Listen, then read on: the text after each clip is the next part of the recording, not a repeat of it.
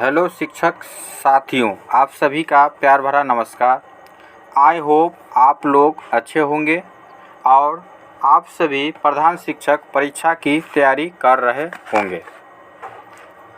इसीलिए इसी परीक्षा की तैयारी को आगे बढ़ाने के लिए आज आप सभी के लिए एक महत्वपूर्ण टॉपिक डीएलएड यूनिट 2 के ज्योतिबा फूले के द्वारा हंटर आयोग 1882 को दिए गए बयान से संबंधित महत्वपूर्ण प्रश्न 30 महत्वपूर्ण प्रश्न लेकर आए हैं जो परीक्षा में 100% पूछे जाने की संभावना है।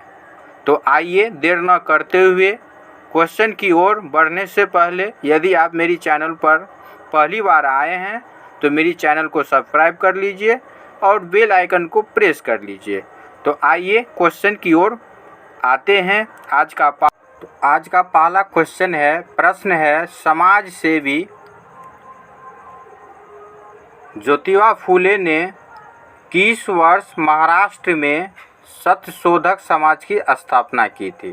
तो सबसे पहले सत्यशोधक समाज की स्थापना कहाँ हुई थी? तो महाराष्ट्र में। अब आइए कब हुई थी?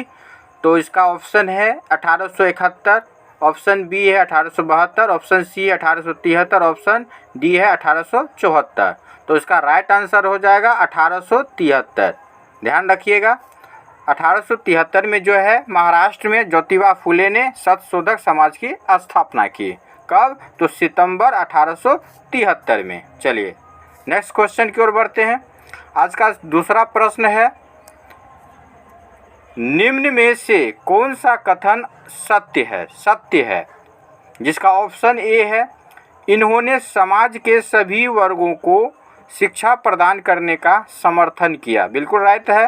वे समाज में स्थापित जाति पर आधारित विभाजन के विरुद्ध थे। ये भी राइट है। इन्होंने 1848 में एक स्कूल खोला जो देश में महिलाओं के लिए पहला स्कूल था। ये भी राइट है कथन। चलिए अगला कथन की ओर बढ़ते हैं। अगला कथन है उपर्युक्त सभी। तो इस तरह ये तीनों कथन सत्य है। तो इसका राइट आंसर क्या हो जाएगा? उपर्युक्त सभी। चलिए नेक्स्ट क्वेश्चन की ओर बढ़ते हैं।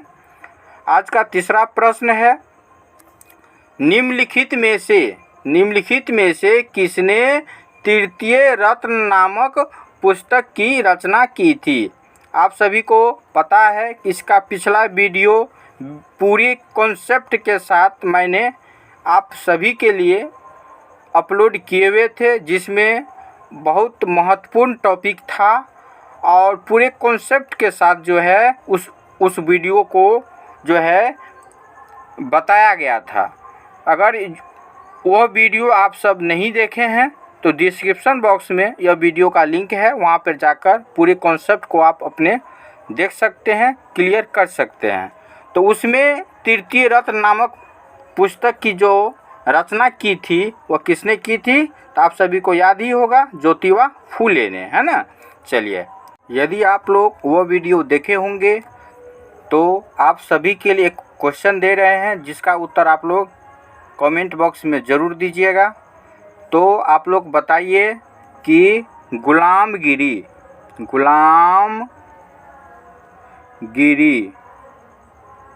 नामक पुस्तक किसने लिखा था, है ना। इसका उत्तर जो है आप लोग कमेंट बॉक्स में ज़रूर देंगे। चलिए आज का अगला क्वेश्चन की ओर बढ़ते हैं। अगला चौथा क्वेश्चन है आज का, निम्न में से कौन सा कथन सत्य है? सत्य निकालना है। ज्योतिबा फूले ने 19 अक्टूबर 1882 को अपना निवेदन भेजा था। किसको? तो हंटर आयोग को। बिल्कुल सही है, ये बिल्कुल राइट है। फूले के अनुसार सरकारी स्कूलों में ब्राह्मण वर्ग का अधिकार था। नहीं, सिर्फ सरकारी स्कूलों में नहीं, मतलब अन्य विभाग में भी जो है ब्राह्मण वर्ग का अधिकार था। तो ये कथन क्या हो जाएगा? गलत हो जाएगा। फूले के अनुसार ब्रिटिश सरकार ने गरीब, किसान और शूद्रों की शिक्षा की अनदेखी की। ये भी बिल्कुल सही है।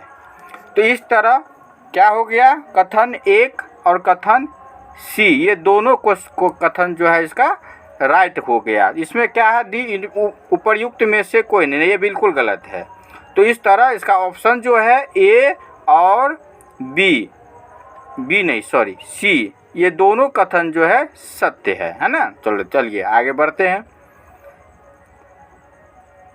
5वां प्रश्न है आज का, ज्योतिबा फुले ने हंटर आयोग के समक्ष कौन सा सुझाव नहीं रखा था, निगेटिव थॉट है, ध्यान रखिएगा। पहला है प्राथमिक और माध्यमिक शिक्षा को निःशुल्क और अनिवार्य बनाया जाए, ये बिल्कुल सही है, ये प्रस्ताव रखा था। किसानों से सरकार जो टैक्स लेती है उनका आधा भाग सरकार केवल प्राथमिक शिक्षा पर खर्च करे, ये भी बिल्कुल सही है। सरकार का शिक्षा पर नियंत्रण नहीं होना चाहिए, बिल्कुल गलत है ना। अगला कथन क्या है, प्राथमिक वर्ग के शिक्षकों के वेतन में वृद्धि की जानी चाहिए, ये भी कथन जो है सही है। तो इस तरह इसमें से कौन सा कथन उसने नहीं कहा था, तो सरकार का शिक्षा पर नियंत्रण नहीं होना चाहिए, ये बिल्कुल गलत है ना। तो इस तरह ये कथन क्या हो गया, असत्य हो गया। चलिए आगे बढ़ते हैं। आज का 6ठा प्रश्न है कि ब्रिटिश सरकार ने शिक्षा की अव्यवस्था की समीक्षा के लिए किस वर्ष हंटर शिक्षा आयोग का गठन किया था, किस वर्ष, ध्यान रखिएगा। जिसका ऑप्शन है 1880, बी है 1882 और सी है 1883 और डी है 1884। तो ब्रिटिश सरकार ने शिक्षा की अव्यवस्था की समीक्षा के लिए जो है हंटर शिक्षा आयोग का जो गठन किया था वह था 1882 में, है ना। चलिए, यदि आप अभी तक मेरी वीडियो को लाइक नहीं किए हैं तो ज़रूर लाइक कर दीजिए। और जितने भी प्रश्न लाए हैं परीक्षा के लिए बहुत महत्वपूर्ण प्रश्न है, यहीं से जो है एक भी प्रश्न जो है ऐसा नहीं है जो परीक्षा में के लिए जो है महत्वपूर्ण नहीं होगा। 100% चांस है कि प्रश्न जो है यहीं से जो है पूछे जाएंगे, इसीलिए पूरे अंत तक इस वीडियो को देखिए और अपनी तैयारी को मजबूती प्रदान कीजिए। तो चलिए आज का 7वां प्रश्न है, हंटर शिक्षा आयोग के संदर्भ में कौन सा कथन असत्य है, ध्यान रखिएगा, असत्य है। माध्यमिक स्तर पर साहित्यिक शिक्षा और व्यवहारिक शिक्षा के 2 खंड है, बिल्कुल ये बिल्कुल सही है। ये स्थानीय भाषा में प्राथमिक शिक्षा के प्रसार के लिए सरकार को विशेष प्रयास करने चाहिए, ये भी बिल्कुल राइट है। अगला कथन पढ़ते हैं, निजी पर्यटनों को शिक्षा के क्षेत्र में पूर्ण रूपेण बढ़ावा देना चाहिए, नहीं, ये बिल्कुल नहीं होना चाहिए। उपर्युक्त में से कोई नहीं, ये गलत है। निजी पर्यटनों को शिक्षा के क्षेत्र में पूर्ण रूपेण बढ़ावा नहीं देना चाहिए था ना, लेकिन यहाँ पर बढ़ावा नहीं, ये बिल्कुल गलत है। इस तरह इसका आंसर क्या हो जाएगा, सी इसका जो है राइट आंसर हो जाएगा, सी इसका राइट आंसर हो जाएगा। चलिए आगे बढ़ते हैं। अगला क्वेश्चन है, ज्योतिबा फुले का जन्म कब हुआ था। बहुत VVI क्वेश्चन है ये, ध्यान रखिएगा, बहुत VVI क्वेश्चन है। आप सभी को पता होगा, यदि मेरी वीडियो देखे होंगे तो ज़रूर आप उसको आप पता हो, पूरा जीवनी मैंने उस वीडियो में डाला है ना, डाले हैं, वहाँ पे आप देख सकते हैं। तो ज्योतिबा फुले का जो जन्म हुआ था वह कब हुआ था, तो 11 अप्रैल 1827 को, है ना। चलिए आगे बढ़ते हैं। आज का 9वां प्रश्न है, ज्योतिबा फुले का जन्म कहाँ हुआ था। आप बताइए इसका कमेंट बॉक्स में इसका उत्तर क्या होगा। तो ज्योतिबा फुले का जो जन्म जो हुआ था वो कहाँ हुआ था, महाराष्ट्र में हुआ था, है ना। चलिए आगे वाला क्वेश्चन है, ज्योतिबा फुले की मृत्यु कब हुई थी, है ना। तो 28 नवंबर 1890 को इसकी मृत्यु जो है हुई थी, है ना। चलिए आगे बढ़ते हैं। आप लोग वीडियो को अंत तक बने रहें, वीडियो पसंद आए तो ज़रूर लाइक कर दीजिए। अभी तक आपने लाइक नहीं की है तो ज़रूर लाइक कीजिए, और लाइक करके और इस वीडियो को जो है आप दूसरे को भी शेयर कर दीजिए। चलिए आज का 11वां प्रश्न है, महात्मा फुले ने, ध्यान रखिएगा, महात्मा फुले ने विधवाओं और महिलाओं के शिक्षा के लिए एक स्कूल कब खोला, है ना। एक स्कूल जो है कब खोला, जिसका ऑप्शन है 1848, ऑप्शन बी है 1849, ऑप्शन सी है 1850, ऑप्शन डी है 1851। तो महात्मा फुले ने विधवाओं और महिलाओं के शिक्षा के लिए एक स्कूल जो खोला है वो कब, तो 1848 ईस्वी में, है ना। कब खोला? 1848 ईस्वी में जो है खोला। चलिए आगे बढ़ते हैं। आज का 12वां प्रश्न है, मुंबई के जनसभा ने ज्योतिबा फूले को महात्मा की उपाधि कब दी? मुंबई में एक जनसभा हो रही थी और उस जनसभा में ज्योतिबा फूले को एक जो है महात्मा की उपाधि जो है प्रदान की गई। वो कब की गई थी? तो ऑप्शन है 1885, 1889, 1888 और 1890। तो इसका राइट आंसर हो जाएगा 1888। 1888 में जो है मुंबई के जनसभा ने ज्योतिबा फूले को महात्मा की उपाधि प्रदान की थी। चलिए आगे बढ़ते हैं फटाफट। आज का 13वां प्रश्न आ गए हैं हम लोग। 13वां प्रश्न है, निम्न में से ज्योतिबा फूले ने रचना नहीं की थी, निगेटिव थॉट है। तो तृतीय रत्न, ये बिल्कुल सही है। छत्रपति शिवाजी, ये भी इसका रचना है, इनकी रचना है। राजा का मौसला का परवारा, ये भी इन्हीं की रचना है। उपर्युक्त सभी की रचना की, बिल्कुल ये इसका राइट आंसर हो जाएगा उपर्युक्त सभी, ध्यान रखिएगा। चलिए आगे बढ़ते हैं। चलिए आज का 14वां प्रश्न है, ज्योतिबा फूले के निवेदन के साथ रखी गई, यहाँ राखी लिखा गया है, रखी गई सुझाव पर साहूजी महाराज ने कब निर्माण कार्य शुरू किया था? ध्यान रखिएगा, साहूजी महाराज कहाँ के थे? तो कोल्हापुर के। पिछली वीडियो मैंने इसका डिटेल चर्चा किए हैं, वहाँ से आप देख सकते हैं। तो साहूजी महाराज जो है कोल्हापुर के थे। तो निर्माण कार्य जो है कब शुरू किया? तो इसका ऑप्शन ए है 1901 ईस्वी में उसने शुरू किया। चलिए आगे बढ़ते हैं। आज का 15वां प्रश्न है, ज्योतिबा फूले कब हंटर आयोग को अपना निवेदन भेजा था? ध्यान रखिएगा, अभी ऊपर में भी जो है इस क्वेश्चन की चर्चा हुई है। तो ज्योतिबा फूले जो है कब हंटर आयोग को अपना निवेदन भेजा था? तो आप लोग पता होगा 19 अक्टूबर 1882 को। ऑप्शन ए इसका राइट आंसर हो जाएगा। चलिए फटाफट 16वां प्रश्न आज का आ गए। ज्योतिबा फूले ने हंटर आयोग को अपना निवेदन में क्या क्या सुझाव दिया था? ध्यान रखिएगा। पहला है, उच्च वर्ग के लोग निम्न वर्ग के लोगों में शिक्षा का प्रसार करेंगे, बिल्कुल राइट है। सरकार गरीब किसान से जो टैक्स लेती है उसको उच्च वर्ग की शिक्षा पर खर्च करती है, जो नहीं होना चाहिए, ये भी राइट है। ये भी उसने अपनी बयान में दिया था। चलिए अगला बयान क्या है कि उच्च वर्ग की शिक्षा पद्धति के कारण सारी सरकारी जगहों पर ब्राह्मण वर्ग का एकाधिकार है, ये भी कथन सही है। अगर जनता का कल्याण चाहती है तो वह दोष दूर करना उनका कर्तव्य है, ये भी कथन जो है हंटर आयोग को अपने निवेदन में सुझाव दिया था। किसने? तो ज्योतिबा फूले ने। चलिए अगला कथन क्या है? उपर्युक्त सभी कथन सत्य है। इस तरह इसका राइट आंसर क्या हो जाएगा? ऑप्शन डी, है ना। चलिए आगे बढ़ते हैं। आज का 17वां प्रश्न है। 17वां प्रश्न क्या है कि ब्रिटिश सरकार ने किसकी शिक्षा की अनदेखी की है? ध्यान रखिएगा, किसकी शिक्षा की? उच्च वर्गों की, बी है धनी और संपन्न वर्ग की, गरीब किसान और शूद्रों की वर्गों की, और इनमें से कोई नहीं। तो किसकी शिक्षा का अनदेखी की है? तो गरीब किसान और शूद्रों वर्ग की, है ना, ध्यान रखिएगा। चलिए अगला प्रश्न की ओर बढ़ते हैं। आज का 18वां प्रश्न है,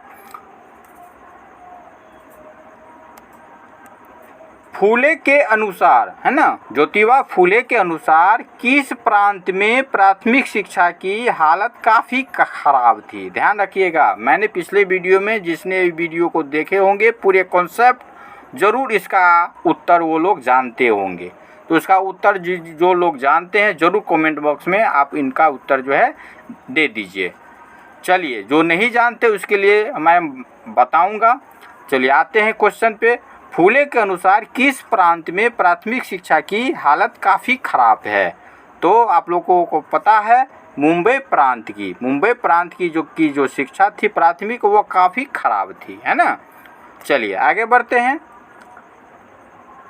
आज का 19वां प्रश्न है, फूले ने सरकार को किसकी संख्या बढ़ाने को कहा? किसकी संख्या? माध्यमिक स्कूलों की, कि प्राथमिक स्कूलों की, कि विश्वविद्यालय की, या इनमें से किसी की नहीं? तो ध्यान रखिएगा, सरकार ने किसकी संख्या बढ़ाने को कहा है? तो प्राथमिक स्कूलों की, है ना। फूले ने सरकार को प्राथमिक स्कूलों की संख्या बढ़ाने को कहा, है ना। चलिए आगे बढ़ते हैं। आज का 20वां प्रश्न है, फूले ने हंटर आयोग को सुझाव दिए थे। क्या दिए थे? कि प्राथमिक और माध्यमिक शिक्षा को निःशुल्क और अनिवार्य बनाना। बिल्कुल राइट है। सरकार का शिक्षा पर पूर्ण नियंत्रण होना चाहिए, ये भी सही है। किसानों से सरकार, यहाँ पर गलत है, सरकार जो टैक्स लेती है उसका आधा भाग सरकार केवल प्राथमिक शिक्षा पर खर्च करे, ये भी कथन सही है। इनमें से सभी, तो इस तरह इसका राइट आंसर क्या हो जाएगा? उपयुक्त सभी, है ना। चलिए अगला क्वेश्चन की ओर बढ़ते हैं। आज का 21वां प्रश्न है, फूले ने अपनी किस पुस्तक में जाति व्यवस्था की व्याख्या की है? जाति व्यवस्था की व्याख्या की है। तो आपने भी कुछ देर पहले जो एक पुस्तक का जो नाम बताए थे वो ज्योतिबा फूले के द्वारा ही रचना की गई थी। तो उसी पुस्तक में गुलामगिरी में जो है जाति व्यवस्था की व्याख्या की गई है। किसके द्वारा? तो फूले के द्वारा। चलिए आगे बढ़ते हैं। आज का 22वां प्रश्न है, फूले के अनुसार हिंदू धर्म के गुलामों की आज़ादी का मुद्दा किस स्तर पर उठाना चाहिए? हिंदू धर्म के गुलामों की आज़ादी का मुद्दा, है ना, राष्ट्रीय स्तर पर, अंतर्राष्ट्रीय स्तर पर, राज्य स्तर पर, इनमें से किसी भी स्तर पर नहीं, क्योंकि मैंने पूरे कॉन्सेप्ट के साथ पिछला वीडियो में बताया था। जिसने भी देखा होगा जरूर इसका आंसर जानते होंगे। चलिए इसका जो है उसका उत्तर जो हो जाएगा वो हो जाएगा अंतर्राष्ट्रीय स्तर पर, है ना। फूले के अनुसार जो है हिंदू धर्म के गुलामों की आज़ादी का मुद्दा जो है किस स्तर पर? तो अंतर्राष्ट्रीय स्तर पर। जिसने भी अभी तक मेरी वीडियो को लाइक नहीं किया है ज़रूर एक लाइक कर दीजिए। आपकी लाइक जो है मुझे पूरे उत्साह जो है बढ़ाएगा।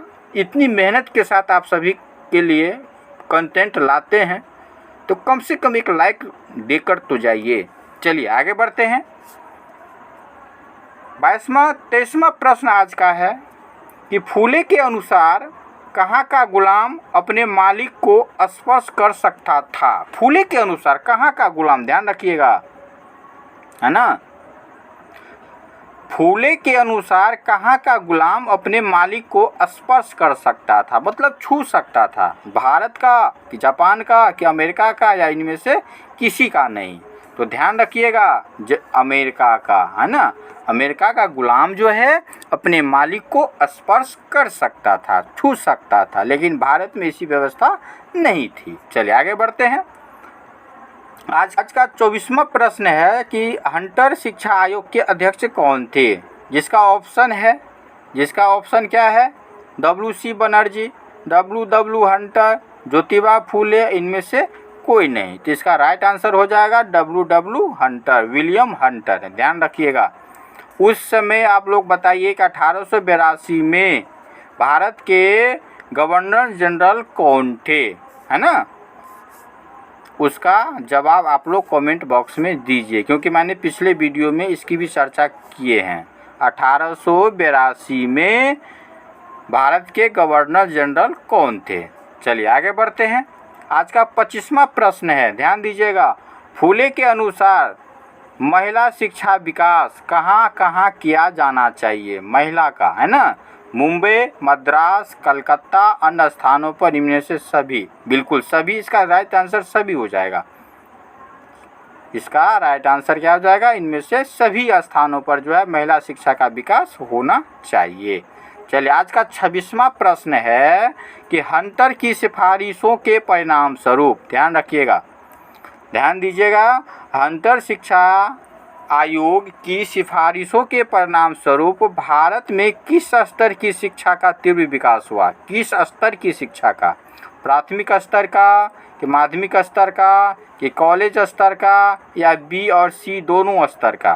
तो B में क्या है? तो माध्यमिक स्तर है। और सी में क्या है, कॉलेज स्तर है। बिल्कुल ये दोनों को स्तर पर जो है बहुत तीव्र गति से जो है विकास हुआ है ना, अंतर शिक्षा आयोग के सिफारिशों के परिणाम स्वरूप माध्यमिक और कॉलेज स्तर, ध्यान रखिएगा। अब आइए 27वां प्रश्न है आज का कि पंजाब में विश्वविद्यालय की स्थापना कब हुई, है ना, तो कब हुई, तो 1882 में। अब आप लोगों के लिए एक बहुत प्यारा सा क्वेश्चन है कि पंजाब में जो विश्वविद्यालय की स्थापना हुई वह किस शिक्षा आयोग के गठन के बाद, इसका उत्तर आप लोग कमेंट बॉक्स में ज़रूर दीजिएगा, है ना। चलिए आगे बढ़ते हैं। इलाहाबाद में विश्वविद्यालय की स्थापना कब हुई, तो 1882, 1883, 1884, 1887। तो इलाहाबाद में विश्वविद्यालय की जो स्थापना हुई वो भी 1887 ईस्वी में हुई थी। तो ये भी जो स्थापना जो हुई थी वो भी हंटर शिक्षा आयोग के सिफारिश के आधार पर, है ना, सिफारिश के आधार पर, ध्यान रखिएगा। चलिए आज का लास्ट क्वेश्चन इसी समाप्त हो गई। तो आज आप सभी को यह वीडियो कैसी लगी, यह क्वेश्चन कैसा लगा, एक प्यारा सा कमेंट दे दीजिए। और वीडियो को अभी तक जो लाइक नहीं किए हैं वो ज़रूर जो है लाइक कर दीजिए। मेरी कोशिश रहती है कि अच्छा से अच्छा कंटेंट लाएं और आप सभी के लिए आपकी प्रधान शिक्षक परीक्षा की तैयारी बेहतर हो सके और आप सफल हो सके, ध्यान रखें, है ना। तो यदि आप ऐसा ही कंटेंट देखना चाहते हैं तो मेरी चैनल को जल्द से जल्द सब्सक्राइब कर लीजिए, बेल आइकन को दबा दीजिए ताकि मेरी अगली वीडियो अपलोड हो तो उसकी सूचना आपको सबसे पहले पहुंच सके। तो प्लीज़ मेरी वीडियो पसंद आए तो ज़रूर एक लाइक कीजिए और एक प्यारा सा कमेंट कर दीजिए और अधिक से अधिक इस वीडियो को दूसरे तक भी जो है शेयर कर दीजिए। धन्यवाद। यदि आप सभी को इसका PDF चाहिए तो दिए गए इस नंबर पर जो है आप मुझे मैसेज कर सकते हैं, इस पर मैसेज कर सकते हैं, इस नंबर पे जो है। चलिए धन्यवाद, आप सभी को शुभ रात्रि।